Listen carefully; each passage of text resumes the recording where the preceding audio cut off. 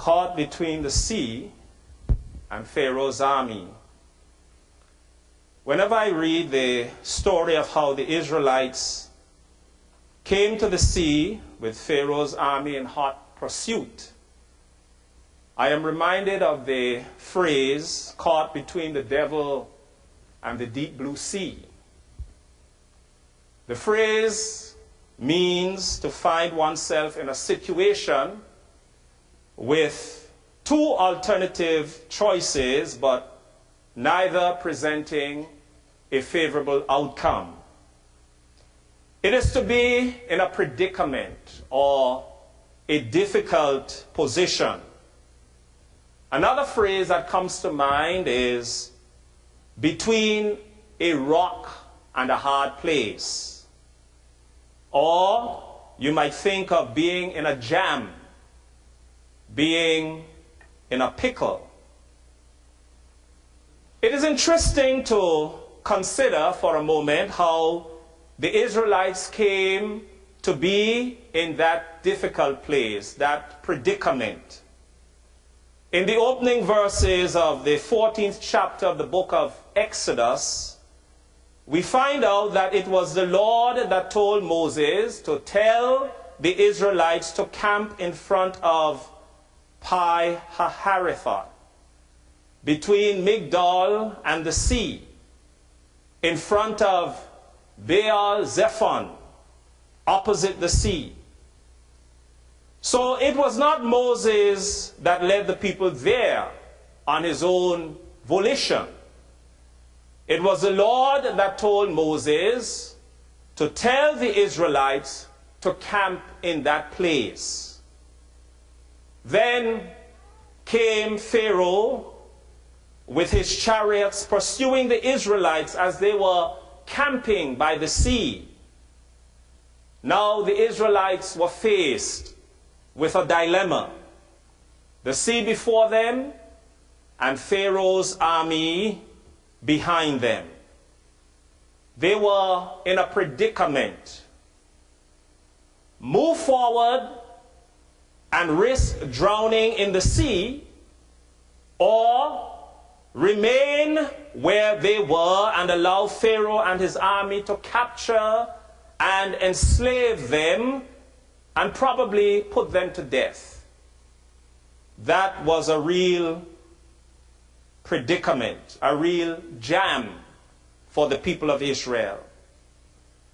And I am sure that most of us here today and those listening to our web ministry have been in some sort of predicament at some point in our lives, and we have felt that we were caught between the devil and the deep blue sea. When we have felt that we have been between a rock and a hard place. And this was certainly one of those moments for the Israelites. Here's a story I read some time ago. Two hunters came across a bear so big they dropped their rifles and ran for cover. One man climbed a tree while the other hid in a nearby cave. The bear was in no hurry to eat, so he sat down between the tree and the cave to reflect upon his good fortune. Suddenly, and for no apparent reason, the hunter in the cave came rushing out, he almost ran into the waiting bear, hesitated, and then dashed back into the cave. The same thing happened a second time. When he emerged for the third time, his companion in the tree frantically called out, "Woody, are you crazy? Stay in the cave till he leaves." "Can't," panted Woody. "There's another bear in there." That was a predicament, a dilemma.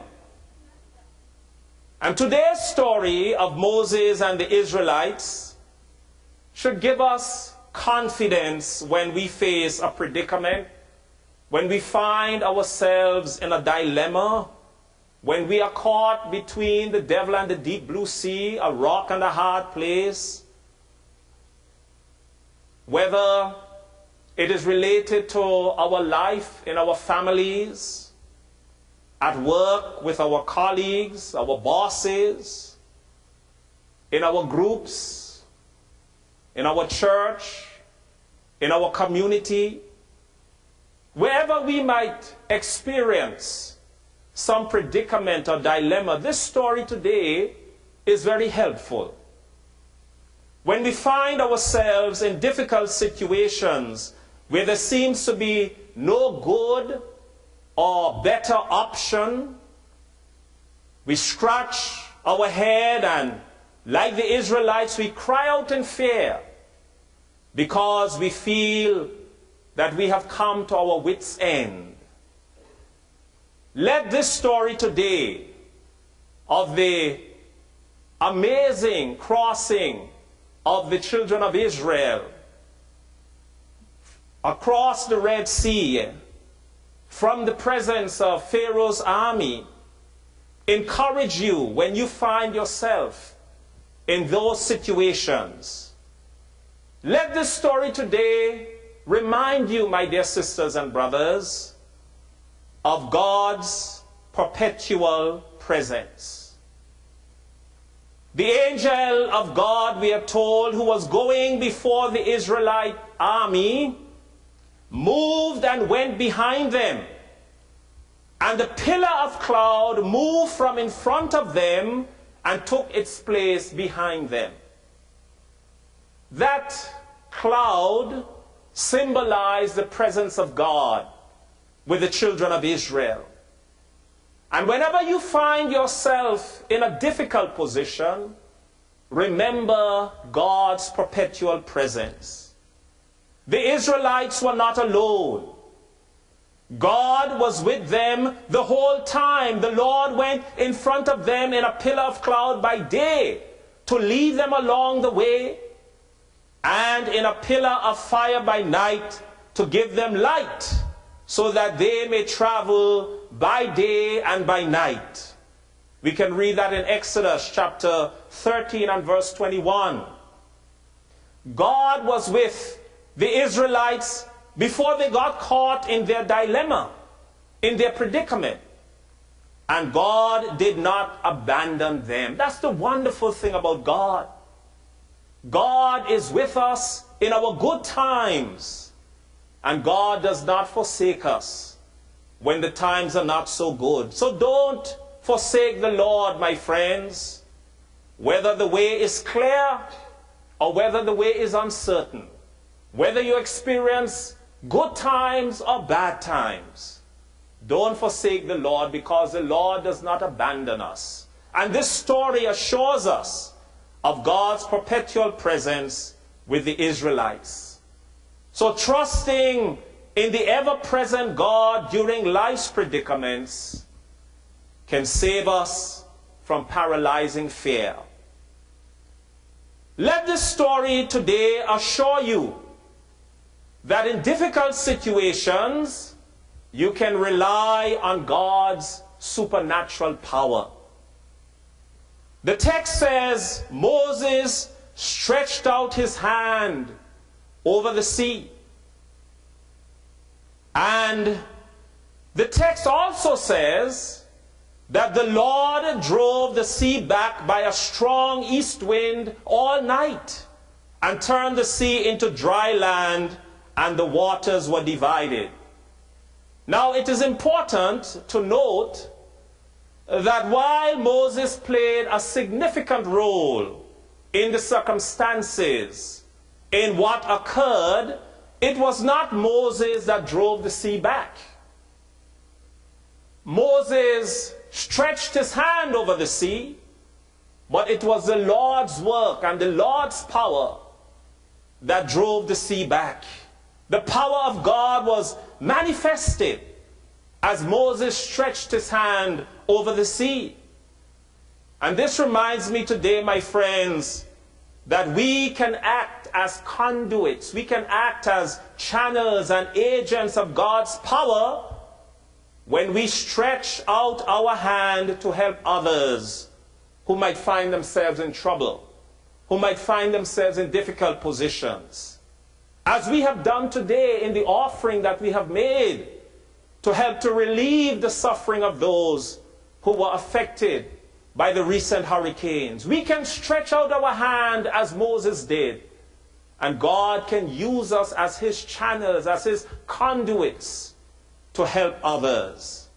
So trusting in God's supernatural power in life's predicaments gives us confidence that God is bigger than the boogeyman.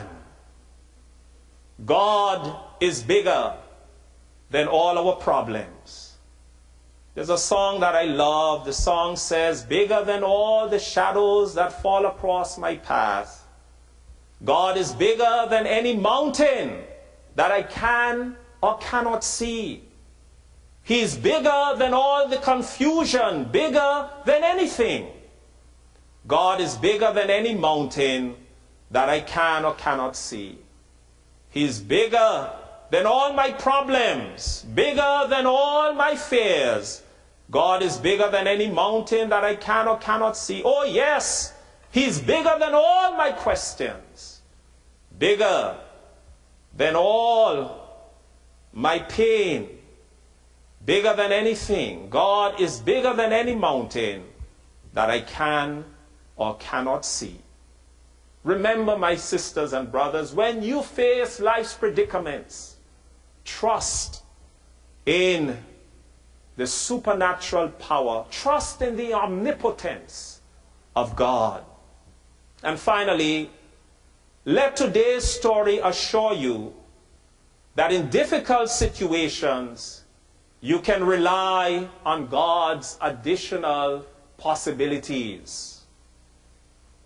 In difficult situations, trust in God's perpetual presence.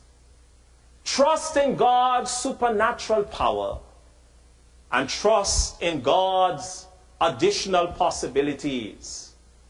The Israelites could not advance because of the sea, nor could they retreat because of the advancing army of Pharaoh. They were hemmed in, but God made a way for them when there seemed to be no way.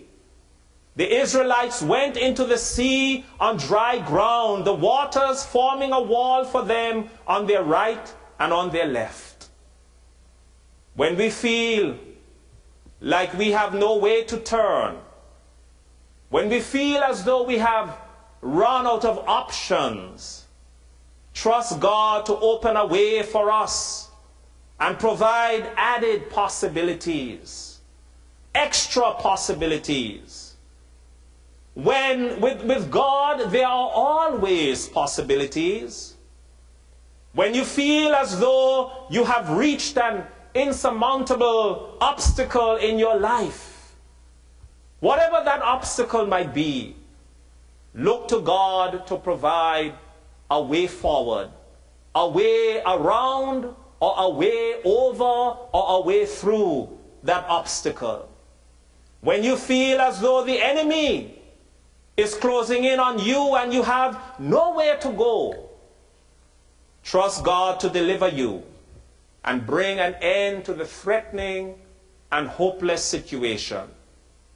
Trusting in the God with whom all things are possible, when we face life's predicaments, life's uncertainties, life's difficult situations, will give hope that all is not lost, and a bright and better tomorrow is possible, because with God there are always additional possibilities for you, for me, for those who trust in God.